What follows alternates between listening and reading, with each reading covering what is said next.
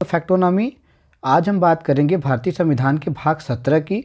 इससे पहले हम जो है भाग 16 की चर्चा कर लिए थे, जिसमें स्पेशल प्रोविज़न दिए थे, कुछ विशेष उपबंध दिए गए थे कुछ विशेष वर्गों के लिए। और आज हम राजभाषा अर्थात ऑफिशियल लैंग्वेज की चर्चा करेंगे। इसकी चर्चा किस में है? तो भाग 17 में है। इसे याद करने की अगर ट्रिक की हम बात करते हैं तो देखिए, भाग 17 को आप ऐसे याद कर सकते हैं कि ये हमारा हो गया 100 का नोट। आप किसी भी नोट को ले लीजिए, चाहे 10 का लीजिए, चाहे 100 का, चाहे 500 का। और उसमें आप जब देखेंगे तो 15 भाषाएं यहाँ पे लिखी गई होती हैं 100 रुपये। और उसके बाद एक होता है हमारा 100 रुपीज़ इंग्लिश में, आप देख सकते हैं यहाँ पे। और उसके बाद एक होता है 100 रुपीज़ 100 रुपये हिंदी में, यहाँ पे देख सकते हैं। तो इस प्रकार से आप देखेंगे तो कुल मिला के 17 भाषाओं में जो है क्या लिखा गया होता है, एक नोट पे उसका दाम या वैल्यू लिखा गया होता है। तो भाग 17 में किसकी चर्चा है? राजभाषा की चर्चा है। तो इस प्रकार से आप कभी भी एक नोट को लेके याद कर सकते हैं। उसके बाद देखिए, अनुसूची 8 में भी राजभाषा की चर्चा है।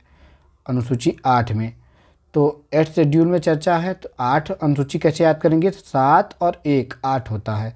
तो अनुसूची 8 में क्या है? राजभाषा की चर्चा है। अब इसकी चर्चा भारतीय संविधान में कहाँ की गई है? तो आर्टिकल 343 से लेकर 351 के बीच में की गई है। और सबसे पहले हम जान लेते हैं कि राजभाषा किसे कहते हैं, राज्य भाषा किसे कहते हैं, राष्ट्रभाषा किसे कहते हैं और क्षेत्रीय भाषा किसे कहते हैं।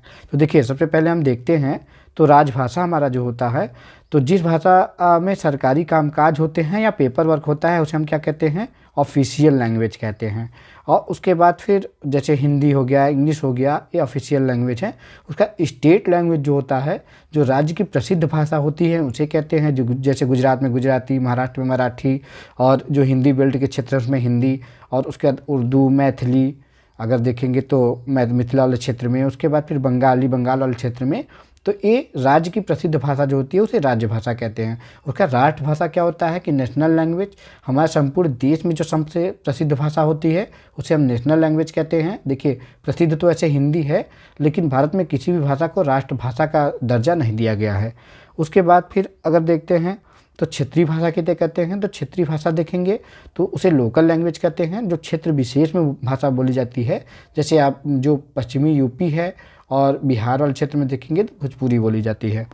अब देखिए, संघ की राज्य भाषा क्या है? अगर राज्य भाषा संघ की देखेंगे तो ऑफिशियली डिक्लेयर नहीं है, लेकिन हिंदी को प्रयोग किया जाता है। और संघ की राजभाषा जो काम काज होता है वह किस में होता है? तो हिंदी और अंग्रेजी में होता है। उसके बाद आगे बढ़ते हैं हम। और एक ट्रिक थी जिसमें हम बताए थे आपसे कि क्या है कि यहाँ पे देखेंगे 15 भाषाओं में 100 रुपये लिखा गया है, और एक इंग्लिश और एक जो हिंदी है उसको लेके टोटल 17 भाषाएं हैं, जिनमें क्या है किसी नोट की वैल्यू लिखी गई होती है। तो भाग 17 में राजभाषा का जो है उल्लेख है। उसके बाद उत्तर प्रदेश में देखेंगे, उत्तर प्रदेश की भाषा देखेंगे आप, तो उत्तर प्रदेश में जो राज्य भाषा है, जो राज्य में प्रसिद्ध भाषा है, अब देखेंगे तो यहाँ पे जौनसारी हो गया, उर्दू हो गया, और उसके बाद फिर ब्रज भाषा हो गया, कन्नौजी हो गया, बुंदेली हो गया, अवधी हो गया, हिंदी हो गया, संस्कृत हो गया, भोजपुरी हो गया। तो इन क्षेत्रों में ऐसे ऐसे क्षेत्रीय भाषाएं जो राजभाषा हैं वह बोली जाती हैं। और राज्य की जो राजभाषा है, जो जिसमें सरकारी कामकाज होता है, वह कौन कौन सी है? तो हिंदी है, उर्दू है और इंग्लिश है। 3 भाषाएं हैं जिनमें सरकारी कामकाज होते हैं, जो राजभाषा है। उसके बाद हम सबसे पहले आर्टिकल 343 की चर्चा कर लेते हैं, जिसमें संघ की राजभाषा की चर्चा की गई है। तो संघ की राजभाषा हिंदी होगी, और जो लिपि होगी क्या होगी? तो देवनागरी लिपि होगी, जो हम लोग लिखते हैं इस साइड से इस साइड तक। उसके बाद फिर जो संघ की राजकीय कामों में जो अंक प्रयोग किए जाते हैं कौन से होंगे? तो जो अंतर्राष्ट्रीय रूप होता है अंकों का, वही प्रयोग किया जाएगा। और एक फैक्ट है कि संविधान जो सभा था उसने 14 सितंबर 1949 को आप देखेंगे तो हिंदी को राजभाषा के रूप में स्वीकारा था। और इसलिए इस साल को हर 14 सितंबर को क्या मनाया जाता है? तो हिंदी दिवस के रूप में मनाया जाता है। और आयंगर फार्मूला के अनुसार जो था वो राष्ट्रभाषा नहीं है हिंदी, यह बताया गया था। अब देखिए, 14 सितंबर 1949 कैसे याद रखें? तो कभी कभी 1949 1950 में आदमी कन्फ्यूजन रहता है, तो आप 14 लिख दीजिए और दोनों के बीच में गैप रखिए। उसके बाद 1 के बाद 9 लिख दीजिए और 4 के बाद 9 लिख दीजिए। तो 14 सितंबर 1949 को क्या हुआ है? हिंदी को राजभाषा के रूप में जो है स्वीकारा गया था। किसने स्वीकारा था? तो संविधान सभा ने स्वीकारा था। उसका फिर है कि हिंदी राजभाषा होनी चाहिए, यह सबसे पहले किसने कहा था? तो नर्मदा जी ने कहा था। और हिंदी जो है यह राजभाषा होनी चाहिए, इसकी मांग किसने की थी? तो बाल गंगाधर तिलक जी ने की थी। और अंग्रेजी क्या होगी? सहायक राजभाषा होगी। उसके बाद फिर आर्टिकल 344 है। अब 344 को हम देखते हैं तो इसमें राजभाषा आयोग या संयुक्त संसदीय समिति की बात की गई है, जिसमें यह बताया गया है कि जो राजभाषा होता है उससे जो जुड़े मामले होते हैं उन पर विचार करने के लिए राष्ट्रपति एक आयोग या संसद की एक समिति गठित करती है। और जो केंद्र सरकार है वह राजभाषा में छेड़छाड़ नहीं कर सकती। यह तभी संभव हो पाएगा या किसी भाषा को सम्मिलित करना हो या तो क्या होगा कि राजभाषा आयोग या संयुक्त संसदीय समिति जो गठित होती है वही जब रिकमेंडेशन देती है तो उसी आधार पे जो है राजभाषा के रूप में ऐड किया जाता है। उसका 7 जून 1955 को आप देखेंगे तो राजभाषा आयोग का गठन किया गया था। यह प्रथम राजभाषा आयोग था जिसके अध्यक्ष कौन थे? तो वीजी खेर जी थे, बाल गंगाधर खेर जी थे। और प्रथम संयुक्त संसदीय समिति के अध्यक्ष कौन थे? तो गोविंद वल्लभ पंत जी थे। उसके बाद आगे बढ़ते हैं हम और आर्टिकल 345 की चर्चा करते हैं। तो आर्टिकल 345 में क्या है? तो राज्य की राजभाषा है, ऑफिशियल लैंग्वेज है कि किसी राज्य की आधिकारिक भाषाएं क्या होंगी। तो यह जो अनुच्छेद है या विधानमंडल को अधिकार देता है कि हिंदी या किसी अन्य भाषा को अपने कार्यालय में अपनाया जा सके वैसी भाषा बना सकते हैं। देखिए उत्तर प्रदेश में आप देखेंगे और बिहार में देखेंगे तो हिंदी, उर्दू और इंग्लिश को मान्यता दी गई है। उत्तराखंड में देखेंगे तो यहाँ पे हिंदी और संस्कृत को मान्यता दी गई है। महाराष्ट्र में मराठी और हिंदी को। और उसके बाद देखेंगे आप तो हिंदी किन राज्यों में बोली जाती है? तो 9 ऐसे राज्य, हिमाचल प्रदेश हो गया, उत्तराखंड हो गया, हरियाणा हो गया, राजस्थान, उत्तर प्रदेश, मध्य प्रदेश, छत्तीसगढ़, झारखंड और बिहार। ये जो 9 स्टेट हैं इनमें प्रमुख रूप से जो है क्या है? तो हिंदी राजभाषा के रूप में प्रयोग की जाती है। उसके बाद आगे बढ़ते हैं और आर्टिकल 346 की हम बात करते हैं। आर्टिकल 346 में क्या चर्चा है? तो पत्राचार या कम्युनिकेशन की चर्चा है कि राज्य और राज्य की भाषा में बात करेंगे, सेंटर और स्टेट की भाषा में बात करेंगे। और सामान्यतः देखेंगे तो हिंदी या अंग्रेजी में बातचीत की जाती है।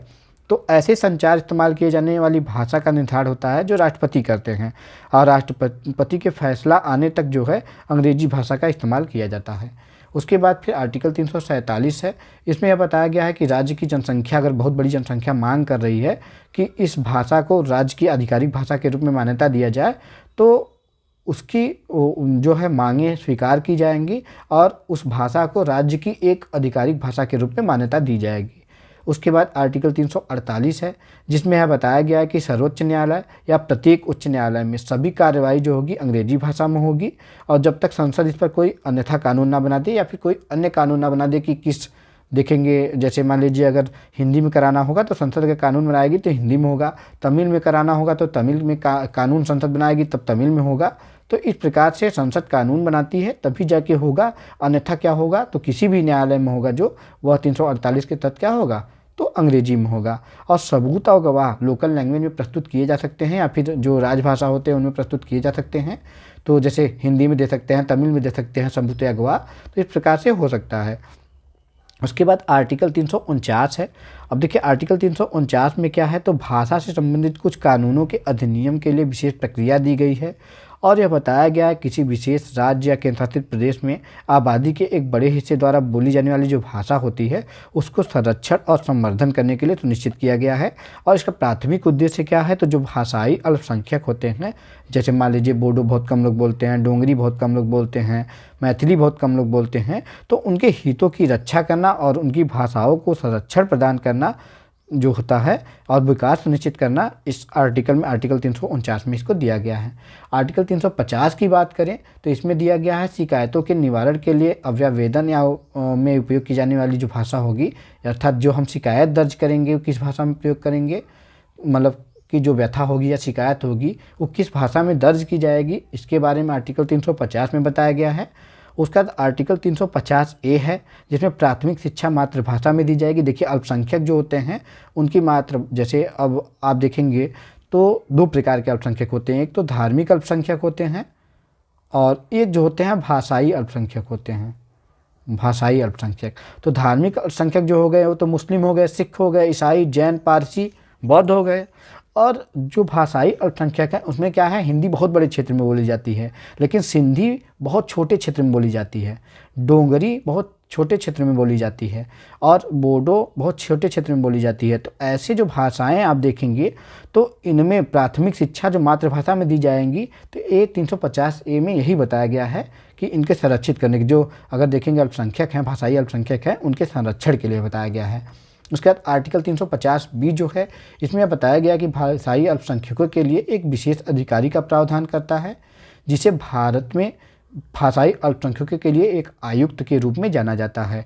जो भाषाई अल्पसंख्यक होते हैं उनके लिए एक विशेष अधिकारी बनाया जाएगा जो उनकी जो भी चीज़ें हैं उनको सुरक्षित करेगा। उसका आर्टिकल 351 है, इसमें क्या बताया गया है, तो हिंदी भाषा का जो विकास करना है या ये किसके अंडर में है, तो केंद्र सरकार की जिम्मेदारी होगी। हिंदी भाषा के विकास की किसकी जिम्मेदारी है, तो केंद्र सरकार की जिम्मेदारी है। उसके बाद हम 8वीं अनुसूची की भाषाओं की चर्चा कर लेते हैं। देखिए 8वीं अनुसूची हम बताए थे आपसे कब, तो जो भाग 17 है इसमें क्या चर्चा किया गया है, 343 से लेकर 351 के बीच में जो है आप देखेंगे तो राजभाषा की चर्चा की गई है। तो हम बताए थे 7 और 1 आप जोड़ेंगे तो 8 आ जाएगा। तो अनुसूची 8 में क्या चर्चा की गई है, तो भाषा की चर्चा की गई है या राजभाषा की चर्चा की गई है। संविधान जब प्रारंभ हुआ था तो इसमें कितनी भाषाएं थी, तो 14 भाषाएं थी। और वर्तमान में कितनी राजभाषाएं हैं आप देखेंगे तो ऑफिशियल लैंग्वेज 22 हैं। अब देखिए इसको याद करने का जो बाद में इसमें जोड़े गए, आप देखेंगे यहाँ से यहाँ तक जो जोड़े गए तो कुल मिला के 8 भाषाएँ जोड़ी गई हैं। तो 8 भाषाएं 3 बार में जोड़ी गई हैं। इनको याद करने का जो ट्रिक है, एक व्यक्ति थे, इन्होंने सेंधा नमक उठाया और खाया और इन्होंने कहा अपना जो फीडबैक दिया उसमें यह दिया कि सेंधा नमक बड़ा मस्त है, बहुत अच्छा है या बड़ा मस्त है। तो देखिए सेंधा से हो जाएगा सिंधी, जो 21वां संविधान संशोधन 1967 हुआ था उसके तहत इसको जोड़ा गया था और यह 15वां भाषा के रूप में मान्यता इसको मिला था। उसके बाद आप देखेंगे तो जो नमक से हो जाएगा न से नेपाली, म से हो जाएगा मणिपुरी और क से हो जाएगा कोंकणी। ये 3 भाषाएं जोड़ी गई थी कब, तो 71वें संविधान संशोधन 1992 के तहत जोड़ी गई थी। और यहाँ पे जो है 16, 17 और 18 भाषाएं नंबर की जोड़ी गई थी। उसके बाद जो हुआ तो बड़ा मस्त से हो जाएगा, ब से हो जाएगा बोडो और ड से हो जाएगा डोंगरी और मै से हो जाएगा यहाँ मैथिली और स से हो जाएगा संथाली। तो ये 4 भाषाएं जो जोड़ी गई थी 22 तक, तो 22 भाषाएं टोटल हो गई। और यह 4 भाषाएं जो जोड़ी गई कब जोड़ी गई, तो 92वें संविधान संशोधन 2003 के तहत इनको जोड़ा गया। अब देखिए आप जब 21 लिखेंगे और उसके बाद फिर 71 लिखेंगे और दोनों को जोड़ेंगे तो 92 आ जाएगा। और 21 में कितना भाषा जोड़ा गया था, तो 1 भाषा जोड़ा गया था। और 71 में 3 और दोनों को जोड़ेंगे तो 4 आ जाएगा। तो पहले में देखेंगे तो 1 भाषा, दूसरे में 3 भाषा और 3 और 1 4, तीसरे में 4 भाषाएं जोड़ी गई थी। तो इस प्रकार से आप इन ट्रिक को भी याद कर सकते हैं आसानी से। जो निमोनिक्स हैं इनकी सहायता से आप याद कर सकते हैं और भविष्य में जो छोटी मोटी गलतियां होती हैं उनसे बच सकते हैं। उसके बाद आगे बढ़ते हैं हम और वर्तमान में जो हमारी भाषाएं हैं उनकी चर्चा कर लेते हैं। तो असमिया, उड़िया, उर्दू, कन्नड़, कश्मीरी, कोंकणी, गुजराती, डोंगरी, तमिल, तेलुगु, नेपाली, पंजाबी, बंगाली, संथाली, संस्कृत, मराठी, मणिपुरी, मलयालम, बोडो, सिंधी, हिंदी और असमी हैं। उसके बाद फिर यहाँ पे असमिया 2 बार हो गया। अब हम देख लेते हैं यहाँ पे, तो अगर देखेंगे यहाँ पे मणिपुरी हो गया, उसके बाद फिर देखते हैं तो यहाँ पे असमिया हो गया, उसके बाद बोडो हो गया, उसके बाद यहाँ पे देखेंगे तो नेपाली हो गया और यहाँ पे मिथिला में बोला जाता है मैथिली, तो ये 5वां हो गया मैथिली। उसके बाद यहाँ बंगाल में जो बोला जाता है वो क्या है, तो यह बंगाली बोला जाता है। उसके बाद फिर उड़ीसा में देखेंगे यहाँ पे, तो उड़ीसा और यहाँ छत्तीसगढ़ में कुछ संथाली भी बोली जाती है। उसके बाद उड़ीसा में उड़िया बोली जाती है और यहाँ पे देखेंगे तो हिंदी बोली जाती है। इन सब क्षेत्रों में जो बोली जाती है वह क्या बोली जाती है, तो हिंदी बोली जाती है। उसके बाद कश्मीर में देखेंगे तो कश्मीरी बोली जाती है और यहाँ पे कश्मीर में नीचे ही डोंगरी बोली जाती है। जो डोगरा शासक थे इनसे आप याद कर सकते हैं आराम से, तो डोगरी बोली जाती है। उसके बाद फिर यहाँ पे पंजाबी बोली जाती है और यहाँ गुजरात वाले क्षेत्र में जो बोली जाती है वो क्या बोली जाती है, तो गुजराती बोली जाती है। और यहाँ सिंध वाला जो रीजन है यहाँ पे, तो सिंधी बोली जाती है, यहाँ पे सिंधी बोली जाती है। महाराष्ट्र में मराठी बोली जाती है। उसके बाद फिर आप देखेंगे तो कोंकण तट पे बोली जाती है कोंकणी और यहाँ पे तेलंगाना में जो बोली जाती है वो तेलुगु बोली जाती है। तेलंगाना आंध्र प्रदेश में जो बोली जाती है वो तेलुगु बोली जाती है यहाँ पे। उसके बाद फिर कन्नड़ बोला जाता है यहाँ पे कर्नाटक में, और यहाँ पे जो बोला जाता है तमिलनाडु में यह बोला जाता है तमिल, और मलयालम यहाँ केरल वाले रीजन में जो बोला जाता है वो मलयालम होता है। और उसके बाद दो भाषाएं और हैं, कौन कौन सी हैं, तो संस्कृत हैं और उर्दू हैं। तो ये दो भाषाएं हैं जो कि बोली जाती हैं। तो इस प्रकार से हमारी टोटल कितनी भाषाएं हैं, तो 22 भाषाएं हैं। यहाँ पे आप देखेंगे तो यहाँ पे असमी नहीं होगा, यहाँ पे मैथिली होगा। तो टोटल 22 भाषाएं हैं जो ऑफिशियल लैंग्वेज है हमारी, और कहाँ कहाँ किन किन क्षेत्रों में बोली जाती हैं हम इस मैप की सहायता से देख लिए हैं।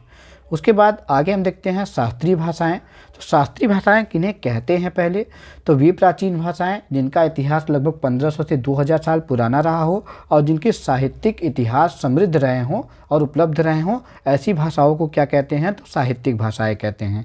देखिए सन 2004 में पहली बार तमिल को साहित्यिक भाषा के रूप में, जो शास्त्रीय भाषा है उसके रूप में दर्जा दिया गया। दूसरी कौन थी, तो संस्कृत जो थी 2005 में इसको मान्यता मिला, और 2008 में जो है तेलुगु को मान्यता मिला और कन्नड़ को मान्यता मिला। उसका 2013 में मलयालम, उसका 2014 था उसमें उड़िया। उसके बाद फिर 2024 में भी हाल ही में जो है देखेंगे तो 5 नए भाषाओं को जोड़ा गया है। तो मराठी, पाली, प्राकृत और उसके बाद असमिया और बंगाली। तो इस प्रकार से 11 टोटल भाषाएं हैं, आप देख सकते हैं, जिनको क्या किया गया है, तो शास्त्रीय भाषा का दर्जा दिया गया है। अभी कौन कौन से जोड़े गए, तो पाली, मराठी, बंगाली, प्राकृत, असमी। तो ये भाषाएं हैं प्रमुख रूप से जिनको क्या है, तो शास्त्रीय भाषाओं का दर्जा मिला हुआ है। तो इस प्रकार से हमने जो है राजभाषा या आप देखेंगे भाग 17 को समाप्त कर लिया है, और इसमें एक और चीज़ शास्त्रीय भाषाओं को भी पढ़ लिया है। अब इसमें कौन कौन से हैं, तो तमिल, संस्कृत, तेलुगु और उसका कन्नड़, मलयालम, उड़ीसा और उड़िया हो गया, उसका मराठी, पाली और प्राकृत, और उसके बाद फिर असमिया और बंगाली। जो 5 भाषाएं हैं 2024 में जोड़ी गई थी। पहली कौन भाषा थी, तो तमिल थी, जिसको क्या मिला था, शास्त्रीय भाषा का दर्जा मिला था। और दूसरा क्या था, संस्कृत था। पहली संस्कृत जो तमिल है उसको कब मिला था, 2004 में, और संस्कृत को 2005 में मिला था। अब इस प्रकार से हमने जो भाग 17 इसको समाप्त कर लिया है। अब हम भाग 18 की चर्चा करेंगे जिसमें आपातकाल की चर्चा की गई है। धन्यवाद।